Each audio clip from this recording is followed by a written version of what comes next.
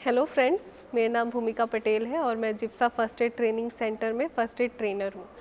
आज हम जानेंगे कि जब कभी कोई माइनर इंजरी होती है, जैसे कि माइनर स्ट्रेन है या माइनर स्प्रेन है या अदर इंजरीज़ है, उस केस में आपको क्या करना है, क्या फ़र्स्ट एड देना है।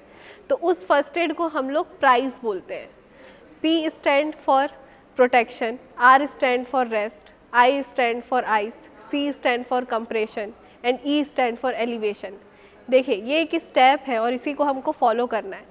देखिए, सबसे पहला स्टेप है प्रोटेक्शन। तो जब कभी हमको इंजरी होती है तो हमारा पहला काम है कि हम उस पार्ट को प्रोटेक्ट करें ताकि फर्दर इंजरी नहीं हो।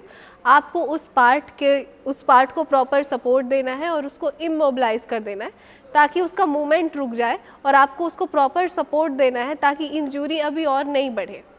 नेक्स्ट, आपको उस बॉडी पार्ट को रेस्ट कराना है और आपको विक्टिम को भी रेस्ट कराना है।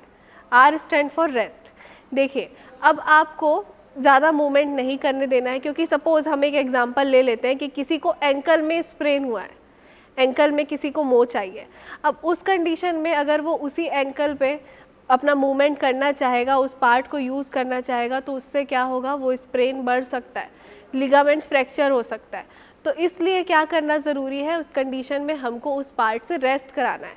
उसका जो मूवमेंट है उसको बिल्कुल ही कट ऑफ कर देना है, ठीक है। उस पार्ट से हम बिल्कुल भी मूवमेंट करने नहीं देंगे। जो भी इंजर्ड एक्सट्रीमिटी है हम उसको रेस्ट के पोजीशन में रखेंगे और विक्टिम को भी बोलेंगे कि आप ज़्यादा मूवमेंट नहीं कीजिए, आप ज़्यादा से ज़्यादा रेस्ट कीजिए ताकि ये रिकवरी प्रमोट करेगा। Next, I stand for ice. देखिए, अब आइस कोल्ड कंप्रेशन हम जानते हैं। जब कभी पेन होता है तो पेन रिलीफ के लिए हम लोग कोल्ड कंप्रेशन का यूज़ करते हैं जब इमीडिएट इंजरी की कंडीशन होती है।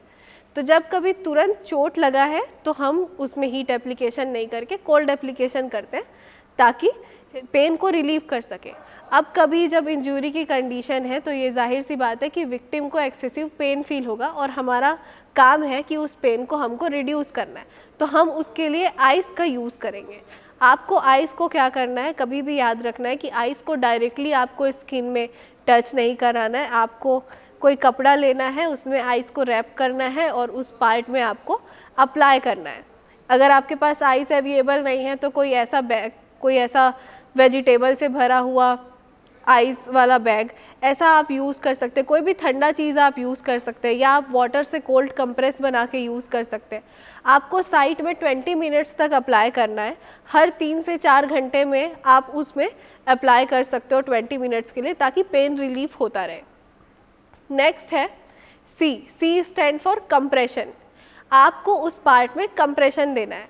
देखिए, कंप्रेशन से क्या होगा कि जो स्वेलिंग है वो रिड्यूस होगा। तो इसके लिए आप कोई इलास्टिक बैंडेज यूज़ कर सकते हो, ट्रेनर्स टेप यूज़ कर सकते हो, या आप वहाँ पे कोई पीस ऑफ कॉटन यूज़ कर सकते हो जिससे उस पार्ट में आप कंप्रेशन दे सके, जिससे स्वेलिंग कम हो। नेक्स्ट, लास्ट है elevation. E stands for elevation. Elevation में आपको क्या करना है, वो जो इंजर्ड एक्सट्रीमिटी है उसको एलिवेट कर देना है, मतलब ऊपर कर देना है। ध्यान रखिएगा, बेटर रहेगा कि आप उस पार्ट को हार्ट लेवल के ऊपर कर दें।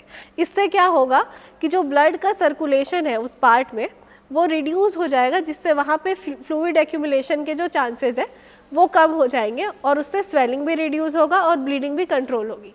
तो इसको बोलते हैं प्राइस। जब कभी भी आपके पास कभी स्मॉल इंजरी हुई है, माइनर इंजरी हुई है, तो आपको प्राइस फर्स्ट एड का यूज़ करना है ताकि आप किसी इंजर्ड पर्सन की हेल्प कर सकें। ऐसे और भी नॉलेजेबल वीडियोस को देखने के लिए आप हमारे चैनल को लाइक और सब्सक्राइब कीजिए। आप हमारे क्लासेस को अटेंड कर सकते हैं फर्स्ट एड की, जो कि डिश अप्रूव्ड है, directorate industrial safety health approved. तो आप हमारी उन क्लासेस को भी कर सकते हैं। उसके लिए हमारा जो कॉन्टैक्ट है वो डिस्क्रिप्शन में है। Thank you.